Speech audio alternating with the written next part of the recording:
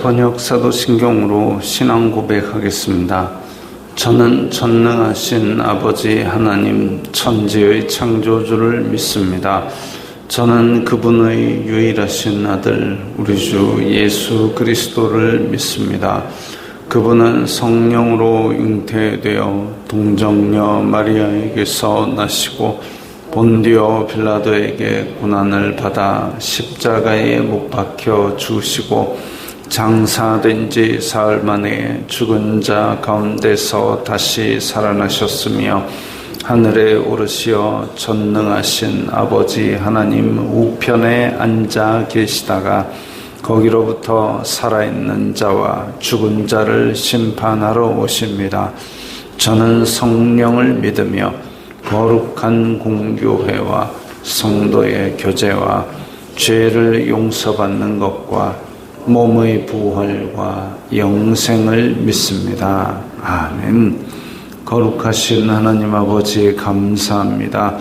간밤에도 편히 쉬게 해주시고 새벽에 기도하는 자리에 불러주시니 감사합니다. 이 시간 저희들 마음 중심으로 주님을 경외하게 하여 주시옵소서. 예수님 이름으로 기도드리옵나이다. 아멘. 찬송가 508장입니다.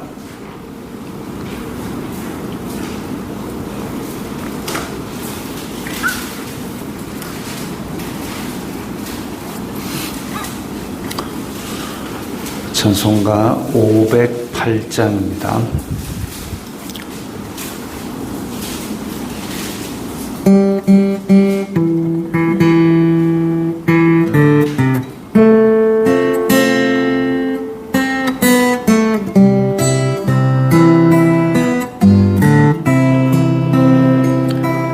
우리가 지금은 나그네 되어도 화려한 천국에 모자나 가리니 이 세상 있을 때 주 예수 위하여 끝까지 힘써 일하세.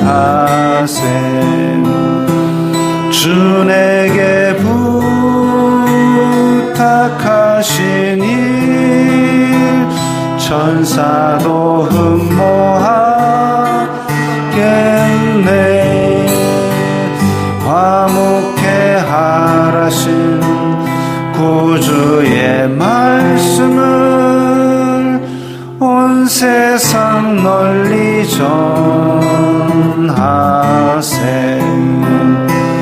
주 예수 말씀이 온 세상 만민들 흉악한 죄에서 떠나라 하시니 이 말씀 듣고서 새 생명 얻으라. 이 기쁜 소식 전하세. 주 내게 부탁하신 일 천사도 흠모하겠네.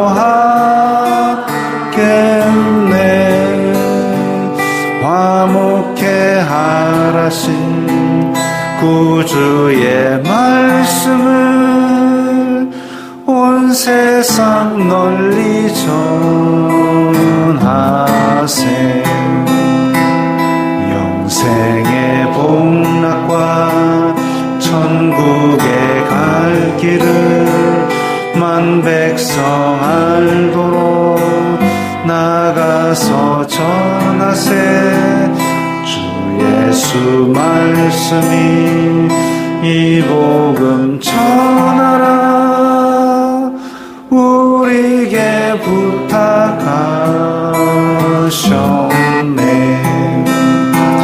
주 내게 부탁하신 일 천사도 흠모하겠네.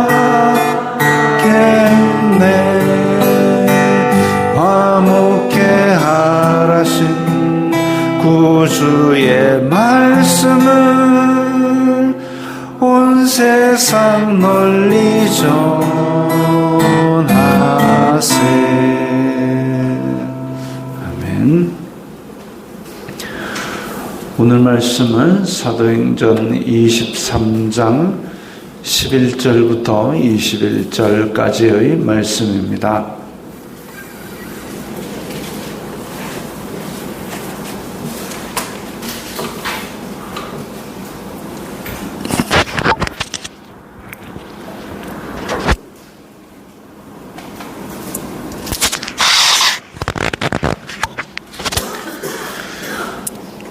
사도행전 23장 11절부터 21절까지의 말씀 함께 읽겠습니다. 그날 밤에 주님께서 바울 곁에 서서 이르시되 담대하라. 내가 예루살렘에서 나의 일을 증언한 것 같이 로마에서도 증언하여야 하리라 하시니라. 날이 새매 유대인들이 당을 지어 맹세하되 바울을 죽이기 전에는 먹지도 아니하고 마시지도 아니하겠다 하고 이같이 동맹한 자가 40여 명이더라. 대제사장들과 장로들에게 가서 말하되 우리가 바울을 죽이기 전에는 아무것도 먹지 않기로 굳게 맹세하였으니 이제 너희는 그의 사실을 더 자세히 물어보려는 척하면서 공회와 함께 천부장에게 청하여 바울을 너희에게로 데리고 내려오게 하라. 우리는 그가 가까이 오기 전에 죽이기로 준비하였노라 하더니 바울의 생질이 그들이 매복하여 있다 함을 듣고 와서 영내에 들어가 바울에게 알린지라. 바울이 한 백부장을 청하여 이르되 이 청년을 천부장에게로 인도하라. 그에게 무슨 할 말이 있다 하니 천부장에게로 데리고 가서 이르되 죄수 바울이 나를 불러 이 청년이 당신께 할 말이 있다 하여 데리고 가기를 청하더이다 하매 천부장이 그의 손을 잡고 물러가서 조용히 묻되 내게 할 말이 무엇이냐. 대답하되 유대인들이 공모하기를 그들이 바울에 대하여 더 자세한 것을 묻기 위함이라 하고 내일 그를 데리고 공회로 내려오기를 당신께 청하자 하였으니 당신은 그들의 청함을 따르지 마옵소서. 그들 중에서 바울을 죽이기 전에는 먹지도 않고 마시지도 않기로 맹세한 자 40여 명이 그를 죽이려고 숨어서 지금 다 준비하고 당신의 허락만 기다리나이다. 아멘. 자, 지금 바울의 위치가 지금 성전이 있는데 성전 남쪽 벽 위에가 그때 이스라엘 사내들인 공회가 있던 자리입니다. 성전의 남쪽 벽 위에 공회가 모이는 자리가 있고 성전의 북쪽 벽 밖에 안토니아 요새가 있습니다. 이 요새 안에 지금 바울은 감금되어 있고 그 다음에 성전 여기가 이제 성전 본당인데 아마도 바울을 부르게 되면 여기를 통과하든지 아니면 로마인들은 여기 이제 성전 뜰 안에 못 들어오니까 로마 사람들은 이쪽으로 해서 성전 서쪽 벽을 타고 와서 여기로 올라오든지 그 이제 이 길 그렇게 멀지 않습니다.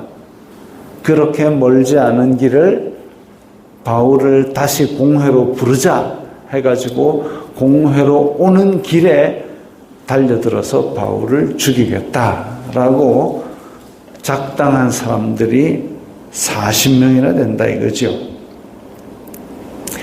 근데 이렇게 유대인들은 죽이려고 애를 쓰는데 그날 밤에 공회와 유대인들이 동족이 자기를 죽이려고 지금 난리가 나고 서슬퍼런 그런 살기를 뿜어내고 있을 때에 그날 밤에 로마 군인들의 보호를 받으면서 감금되어 있는 바울에게 예수님께서 나타나셨습니다. 지금 사도 바울은 크게 세 번의 예수님의 나타나심을 체험한 일이 기록되어 있습니다.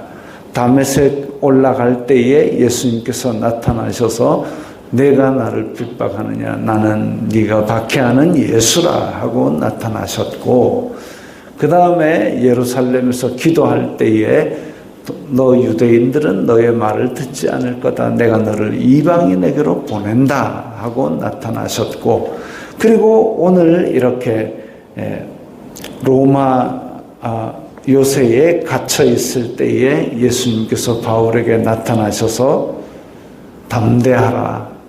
너 로마에 가서 내 복음을 전해야 된다. 이렇게 말씀하셨습니다. 바울의 입장에서는 정말 자기가 그렇게 최고로 잘 믿는다고 생각하던 일이 하나님을 가장 대적하는 일이었음을 알았을 때 자기의 모든 것이 산산이 깨어졌습니다. 그래서 그걸 바로잡기 위해서 복음을 위해서 애써 달려가는데 그야말로 이렇게 나를 일꾼 삼으신 것만 해도 감사한 일이라고 그렇게 달려가고 있을 때에 유대인들은 그런 것도 모르고 잡아 죽이려고 애를 쓰고 있으니 정말 답답한 노릇이고 언제 죽을지도 모르는 이런 상황 가운데 생명의 위협을 느낄 때에 예수님께서 지금은 아니야. 나랑 같이 로마로 가자.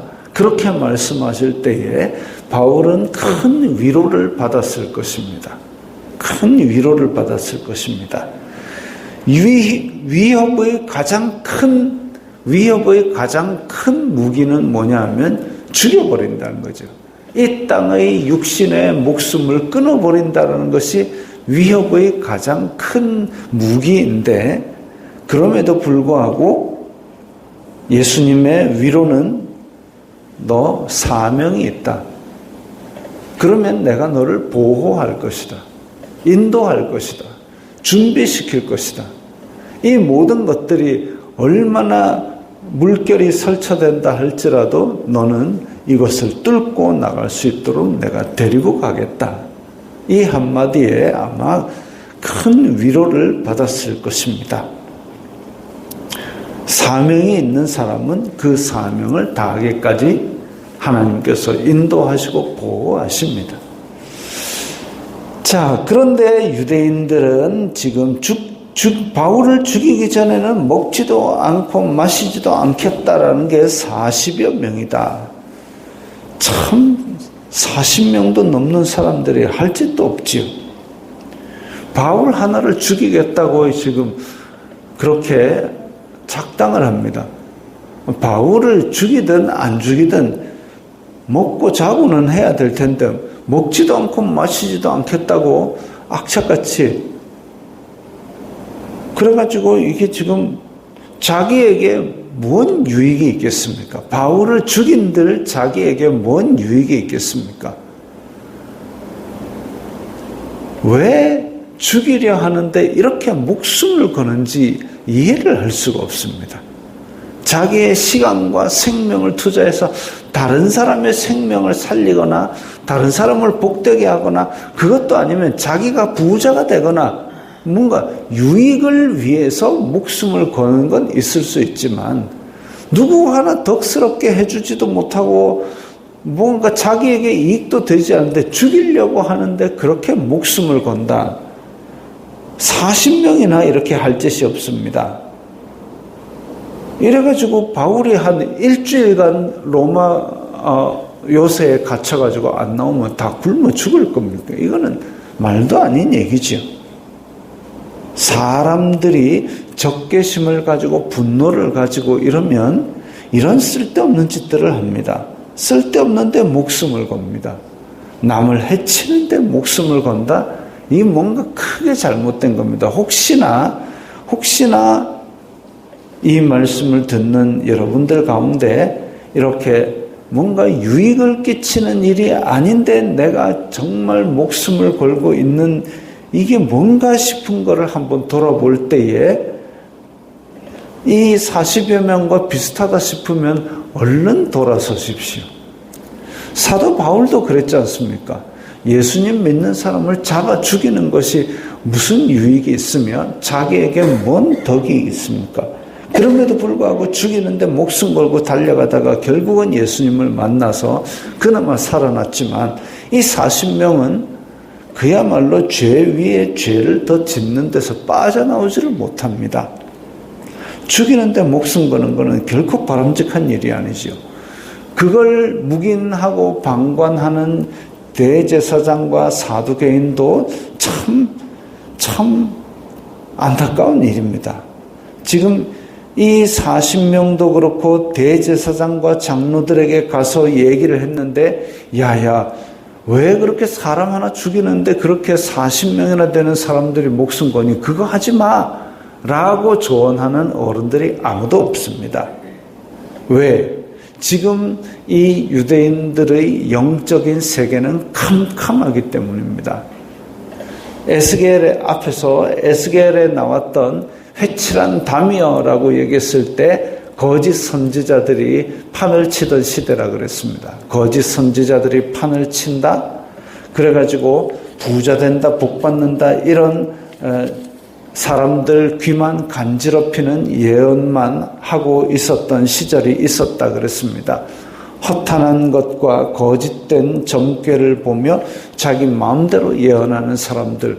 그래서 에스겔 선지자는 그것을 한탄하면서 그것에 대해서 치는 말씀들을 그렇게 전했습니다. 근데 문제가 뭐냐면 그때 당시에 구약 시대에는 하나님의 말씀이라고 그 말씀을 전했는데 그 말씀이 이루어지지 않으면 끌어내서 돌로 쳐 죽이도록 되어 있는 율법을 따랐습니다. 근데 이 사람들이 거짓된 점괘를 말하고 허탄한 예언을 말했을 때 아무도 그들의 멱살을 끄집어내고 돌로 치지를 않았다라는 거죠. 왜? 자기 귀를 간지럽혔거든요. 자기가 듣고 싶은 말을 했거든요. 자기 욕심을 살살살 간지러 주니까 거짓을 말하는데도 불구하고 그 거짓 예언에 대해서 하나님의 이름을 빙자해서 말하는데도 불구하고 하나님의 법을 따라 그들이 이 거짓말을 한 데 대한 벌을 안 줬습니다. 그러니까 그 수많은 거짓 선지자들이 그거에 빨대를 꽂아가지고 자기의 악한 탐욕을 채우고 살았던 거죠. 근데 지금 이 바울 시대에도 똑같습니다. 이런 식으로 바울을 죽이는데 목숨 거는데 죽이려는 자체가 율법을 어기는 거잖아요. 죽이려는 근거는 없습니다. 죽이려는 이유도 잘 모릅니다. 근데 바울 저는 기분 나쁘니까 죽이겠다는 겁니다. 이랬을 때 대제사장과 장로들이 아무도 말리는 인간이 없어요. 그렇다는 얘기는 영적으로 끔찍한 암흑시대, 남유다 왕국이 홀라당 다 잡혀가기 직전의 끔찍한 암흑시대와 똑같은 암흑시대, 오히려 그보다 더한 암흑시대가 지금 이 바울 시대라는 겁니다. 그래서 거짓 선지자가 판을 치는 것은 결국은 그 거짓 선지자도 문제지만 거기에 대해서 아멘하고 묵인하고 앉아있는 회중들이 하나님의 말씀에 대해서 관심이 없다는 거죠. 자기 욕심과 자기 악독을 채우는 데만 바빠서. 그래서 지위 고하를 막론하고 제사장이나 선지자나 백성이나 다 썩어 있기 때문에 물론 아무나 하나님의 이름으로 말씀 전할 때 무조건 다 끌어내서 돌로 치는 것이 만연해서는 안 되지만 그것이 지켜지지 않을 때에 하나님의 이름을 두려워하지 아니하고 거짓 선지자들이 판을 치면서 그걸로 자기 욕심을 채우고 이렇게 사람 죽이는데 목숨 거는 이런 일들도 생겨나는 겁니다. 그렇게 되었을 때에 일반 백성들은 살기가 좋을까요? 절대 그렇지 않습니다. 대제사장 부와 명예를 누리고 삽니다. 공회원들 존경을 받고 sab니다. 그 외에 많은 백성들은 그야말로 도탄에 빠져서 하루 먹는 것도 힘들 정도로 힘들게 살아가고 있고, 그나마 딱딱 긁어 모아서 하나님께 제사 드리러 갈 때에 그 제사도 대제사장이 사기쳐가지고 등쳐먹고 있습니다. 아주 영적인 암흑 시기에는 아주 악한 사람이 아니고는 살기 힘든 시대가 오는 거죠. 그 가운데 이렇게 살벌한 인간들이 40명이나 칼을 갈고 엎드렸다. 로마 군인들이 바울을 호송하는데 뭐 10대 명이 오겠습니까? 그렇게 해서 공회로 그냥 잠깐 올려보낸다고 10대 명 올 때 40명이 우둘러싸서 달려들면 그 중에 한두 명만 바울을 잡아도 죽는 거죠. 이런 살벌한 계획이 이대로 진행되지 않고 바울의 조카가 그 주변에서 그 계획을 어디서 들어버렸습니다. 그래가지고 영내에 들어와서 천부장에게 알려야 되겠다 해가지고 천부장이 그것을 조치를 하는 것을 봅니다. 이게 과연 우연일까요? 우연히 바울의 조카가 지나가다 들었을까요? 이 비밀 결사가 하필 바울을 죽인다는 얘기를 하필 조카가 들었을까요?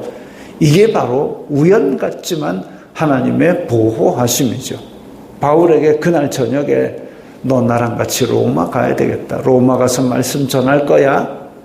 그러니까 로마 군인들에게 잡혀가지고 결박당하고 끌려가는 것을 두려워하지 말라 이거죠. 너 이대로 로마 군인들하고 같이 로마 갈 거야.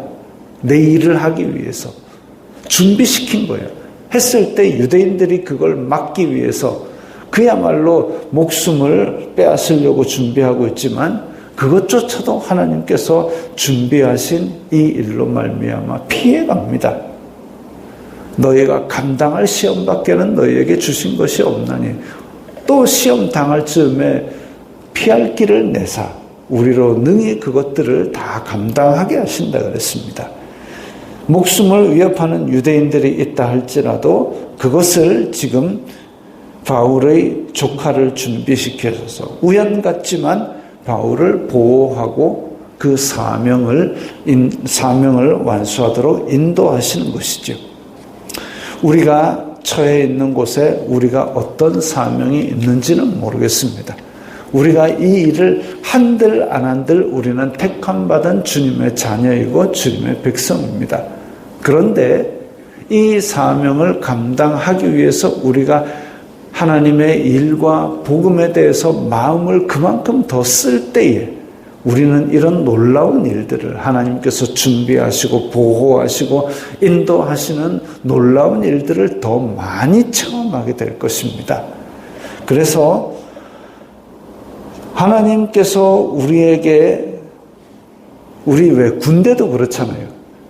우리 주변에 후방에 있는 군인들은 뭐 살벌한 무기들이 별로 없습니다. 그런데 최전방에 있는 군인들은 총도 있고 칼도 있고 수류탄도 있고 다 있단 말이죠. 그것처럼 우리가 우리의 사명을 위해서 복음을 위해서 복음의 최일선으로 나가게 될 때에 땅끝까지 가려고 할 때에 우리 주변에 안 믿는 사람을 만나서 예수 그리스도의 생명을 전하고자 할 때에 예수님께서는 우리에게 인도하시고 예비하시고 보호하시고 우리의 사명을 위해서 많은 것들을 우리에게 지원해 주실 겁니다. 오늘도 주님께서 주신 사명을 잘 감당하면서 주님의 놀라운 보호하심과 인도하심을 맛보시기 바랍니다. 기도하겠습니다. 거룩하신 아버지 하나님 감사합니다. 저희들에게 이 땅에 있는 동안 주님께서 각자에게 사명을 주신 줄 믿습니다. 오늘도 이 사명을 감당하며 주님의 인도하심과 보호하심 가운데서 주님의 능력을 맛보는 귀한 날 되게 하여 주시옵소서. 예수님 이름으로 기도드리옵나이다. 아멘.